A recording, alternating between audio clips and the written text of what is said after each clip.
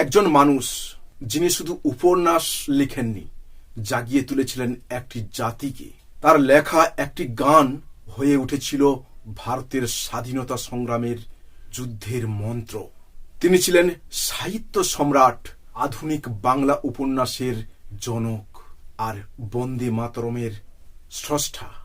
আজকের এই ভিডিওতে আমরা জানব বাংলা সাহিত্য ও ভারতীয় জাতীয়তাবাদের অন্যতম প্রতিকৃত বঙ্কিমচন্দ্র চট্টোপাধ্যায়ের জীবন কাহিনী। Your voice.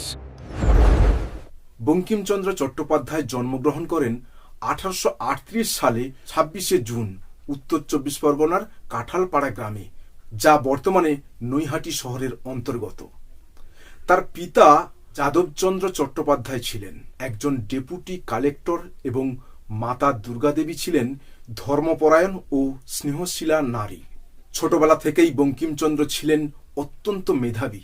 কথিত আছে তিনি খুব অল্প সময়ই বাংলা বর্ণমালা আয়ত্ত করেছিলেন। প্রাথমিক শিক্ষা শেষ করে তিনি হুগলির মহসিন কলেজে ভর্তি হন, পরে কলকাতা প্রেসিডেন্সি কলেজে পড়াশোনা করেন। 1858 সালে কলকাতা বিশ্ববিদ্যালয় থেকে তিনি ব্যাচেলর অফ আর্টস ডিগ্রি লাভ করেন।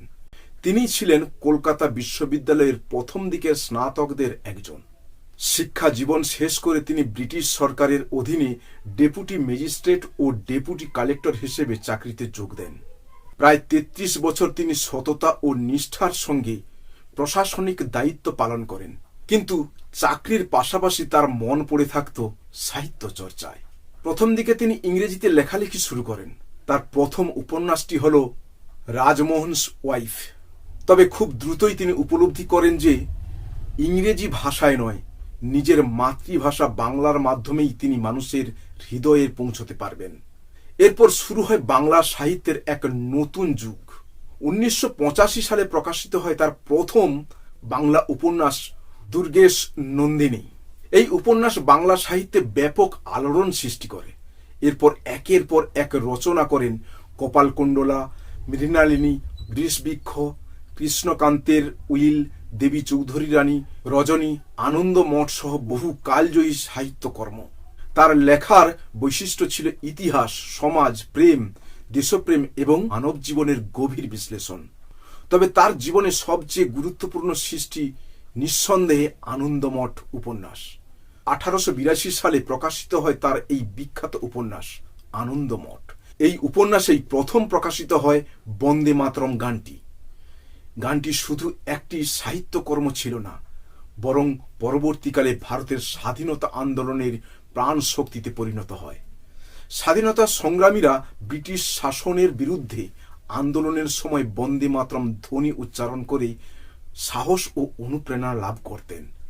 আজও বন্দে মাতরম ভারতের জাতীয় সঙ্গীত না হলেও জাতীয় গানের মর্যাদা লাভ করে। এই গান ভারতের স্বাধীনতা আন্দোলনের অন্যতম প্রধান স্লোগানে পরিণত হয়েছিল। রবীন্দ্রনাথ ঠাকুর থেকে শুরু করে অসংখ্য স্বাধীনতা সংগ্রামী এই গানের মহাত্মের কথা উল্লেখ করেছেন। বঙ্কিমচন্দ্র শুধু সাহিত্যিক ছিলেন না, তিনি ছিলেন একজন চিন্তাবিদ, সমাজ সংস্কারক এবং জাতীয় চেতনার জাগরণ পুরুষ।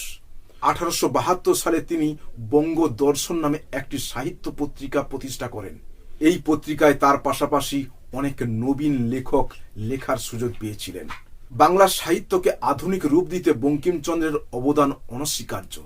তার সাহিত্যকর্ম আজও বাংলা ভাষাভাষী মানুষের কাছে সমান জনপ্রিয়। জীবনের শেষ দিকে তিনি বিভিন্ন ধর্মীয় ও দর্শনের বিষয় নিয়েও লেখালেখি করেন। কৃষ্ণচরিত্র, ধর্মতত্ত্ব এবং গীতা ব্যাখ্যা তার উল্লেখযোগ্য ধর্মগ্রন্থগুলোর মধ্যে অন্যতম। 1891 সালে তিনি সরকারি চাকরি থেকে অবসর গ্রহণ করেন। এর কয়েক বছর পর 1894 সালে 8 এপ্রিল কলকাতায় তিনি শেষ নিঃশ্বাস ত্যাগ করেন। মৃত্যুকালে তার বয়স হয়েছিল 55 বছর।